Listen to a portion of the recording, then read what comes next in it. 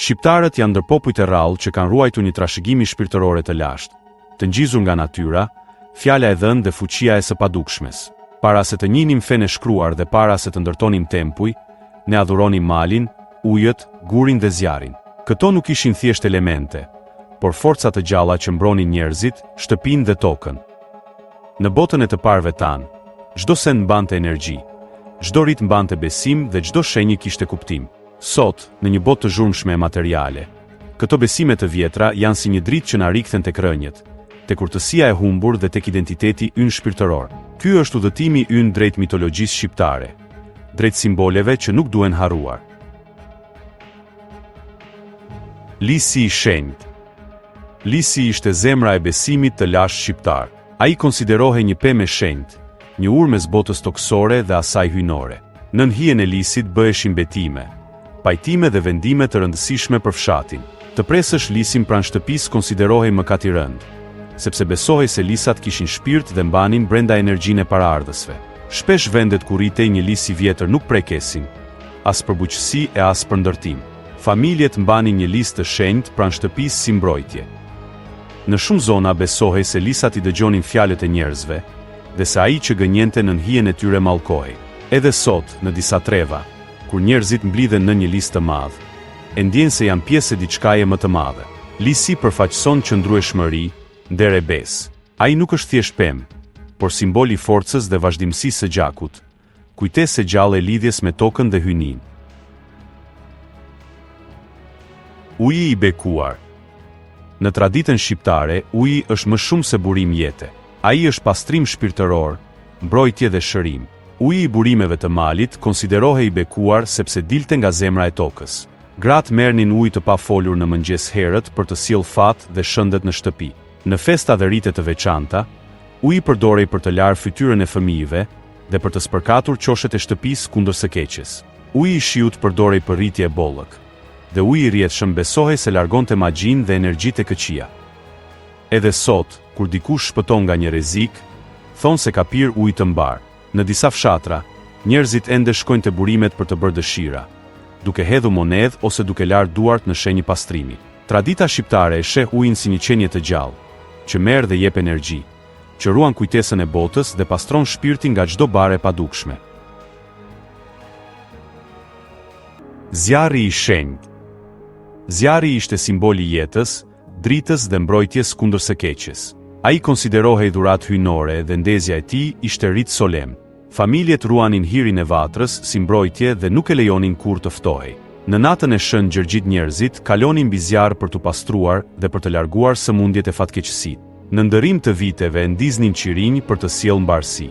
Nuk ishte thjesht traditë, por besim se drita e zjarrit mbron shpirtin nga errësira dhe nga energjitë e këqija. Zjarri simbolizonte jetë, ngrohtësi dhe bashkim familjar, dhe vatra e shtëpisë ishte zemra e çdo shtëpie shqiptare. Ndarja e zjarrit midis shtëpive ishte rit miqësie dhe besë. Zjarri nuk ishte armik, por fuqi e shenjtë që kërkonte respekt. Ai nuk shuhet me përbuzje dhe nuk ndizet pa qëllim. Në kulturën e vjetër shqiptare të ndezësh dritë do të thotë të mbash shpirtin gjallë dhe të ruash nderin e shtëpisë. Guri dhe pragu. Guri kishte një rol të rëndësishëm në besimet e shqiptarëve. Besohej se gurët ruajnë energjinë dhe kujtesën e brezave, prandaj shpesh vendoseshin në pragje, në vare dhe në kufit e pronave. Pragu i shtëpisë ishte i shenjtë. Nuk duhej shkelur me forcë sepse besohej se shpirtrat e të parëve ruheshin aty. Gratë nuk uleshin kurrë në prag, dhe mysafirët përshëndeteshin prej tij me respekt. Një gur i vogël mbahej edhe si mbrojtje personale, dhe vendosja e gurëve në vende të caktuara shoqërohej me lutje të heshtura. Guri simbolizon qëndrueshmëri dhe nder, dhe një burr i qëndrueshëm quhej guri i shtëpisë, sepse mbante familjen ashtu si guri mban themelet. Kur dikush nisej në rrugë të largët, shpesh prekte pragun si bekim. Guri lidhte botën materiale me atë shpirtërore. Ishte dëshmitar i betimeve dhe ruajtës i sekretit të familjes dhe tokës. Sot, edhe pse koha ka ndryshuar, shumë shqiptar ende vendosin gur në vare dhe ruajnë pragun si simbol mbrojtjeje. Syri i keq dhe mbrojtja shpirtërore. Besimi te syri i keq është i lashtë dhe i rrënjosur thellë. Shqiptarët besonin se zilia dhe mendimi i keq mund të dëmtonin njeriun, sidomos ata të pambrojtur shpirtërisht si fëmijët. Prandaj përdoreshin sende mbrojtëse si hudhra, monedha, qelçe blu, unaza argjendi, ruaza dhe simbole të veçanta që pengonin energjinë negative. Nëse dikush lavdëronte një fëmijë, duhej të thoshte një fjalë mbrojtje që manit të mos e prek. Gratë këndonin formula të vjetra për të larguar syrin dhe spërkatnin me ujë të bekuar cepet e shtëpisë. Syri i keq nuk quhej fantazi, por forcë reale psikologjike që ndikon në fat e qetësi. Në thelb, ky besim mbronte modestinë, thjeshtësinë dhe mirësinë. Sot shumë shqiptar ende mbajnë varse blu ose simbole të mbrojtjes shpirtërore. Energjia e keqe shihet si gjë e vërtetë, dhe kultura jone ka kuptuar prej shekujsh se mendimi negativ është helm. Mbrojtja shpirtërore është pjesë e identitetit ton të lashtë dhe një mënyrë për të ruajtur harmoninë e brendshme. Qiriu, hiri dhe shpirti i shtëpisë. Në kulturën shqiptare, çdo shtëpi ka shpirtin e saj, dhe qiriu është drita që e ushqen e mbron. Qirinjt ndiznin kur dikush nisej për rrugë të gjatë, kur dikush sëmurej ose kur kujtoheshin të vdekurit. Hiri i vatrës ruaj si mburoj shpirtërore dhe nuk hidhej kur në plehra, por varosej me respekt. Në shumë zona besohet se për të ruajtur shtëpinë, qiriu duhet ndezur në ditë të veçanta, sidomos në fillim të vitit ose në festa të lashta pranverore. Pragu dhe vatra ishin vendet ku shpirti i shtëpisë banonte, dhe për këtë arsye, nuk duhej të fyeshin me zhurmë ose sharje. Gratë ruanin hirin dhe e përdornin për të bekuar fëmijët dhe bagëtit. Ky rit i qetë krijonte lidhje emocionale dhe shpirtërore me shtëpinë.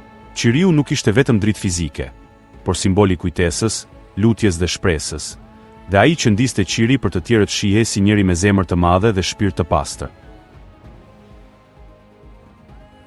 Hëna, yjet dhe qielli. Shqiptarët e lashtë shikonin qiellin si librin hyjnor të fatit. Hëna, sidomos në fazën e re, ishte simboli lindjes dhe fillimit të ri, ndërsa hëna e plot ishte shenjë fuqie dhe pastrimi. Yjet përfaqësonin shpirtrat e paraardhësve dhe thuhej se njeriu ka yllin e tij të fatit. Kur një yll binte, interpretohej si ndryshim i madh në jetë. Shumë lutje të vjetra shqiptare lidhe me yjet, që shiheshin si udhërfyes për barind dhe njerëzit e rrugës. Ritet e natës përfshinin momente heshtjeje dhe vëzhgimi të qiellit. Kjo lidhje e thellë me universin i dha shqiptarëve një ndjenjë të brendshme orientimi, besimi dhe prullësie ndaj së panjohurës. Edhe sot, shumë njerëz thonë se dikush ka lindur me yll, duke trashëguar këtë besim të vjetër që fatit i duhet hapësirë për të ndriçuar. Qielli nuk ishte bosh, por i mbushur me prani, shenja dhe një energji që vetëm zemrat e pastra mund ta ndjenin. Kripa, buka dhe besa. Mikpritja shqiptare nuk ishte vetëm traditë, por rit shpirtëror. Buka dhe kripa simbolizonin lidhje e besë mes të ftuarit dhe të zotit të shtëpisë. Kush hante bukë në një vatër ishte i shenjtëruar dhe nuk duhej të lëndohej kur. Kripa shihej si mbrojtje dhe pastërti. Në shumë zona, ku një fëmijë linte, i vendosej krip në djep për ta ruajtur nga e keqja. Në rast të pajtimi mes familjeve, ndahej bukë për të shënuar fundin e armiqësisë. Ky rit mishëronte idenë se fjala e dhënë dhe buka e ndarë janë më të forta se betimi. Besa, vlera më e lartë morale shqiptare, lidhej drejt për drejt me tryezën dhe me ushqimin. Kush e thyente këtë rregull humbte nderin. Edhe sot, shqiptarët i çmojnë këto vlera, dhe një mysafir trajtohet me respekt duke treguar se shpirti i mikpritjes është ende gjallë. Kripa që gëlltitet së bashku është lidhje që nuk prishet dhe buka është simboli i jetës, nderit dhe zemrës së hapur. Mitologjia shqiptare nuk është thjesht pjesë e së kaluarës. Ajo është udhërfyes i shpirtit, kujtesë e rënjëve dhe dëshmi e urtësisë së popullit tonë. Në çdo rit të lashtë fshihet një mesazh i thellë për nderin, mbrojtjen, dashurinë, pastërtinë dhe respektin ndaj natyrës. Këto besime na kujtojnë se forca nuk qëndron vetëm në armë dhe histori, por edhe në shpirtin e njeriut dhe në lidhje me tokën ku kemi lindur. Duke i njohur këto simbole, ne nuk ringjallim thjesht tradita të vjetra, por ringjallim një pjesë të identitetit ton që nuk duhet të zhduket, sepse një popull që haron rënjët e tij humb drejtimin dhe dritën. Ne nuk duhet ta lejojmë këtë.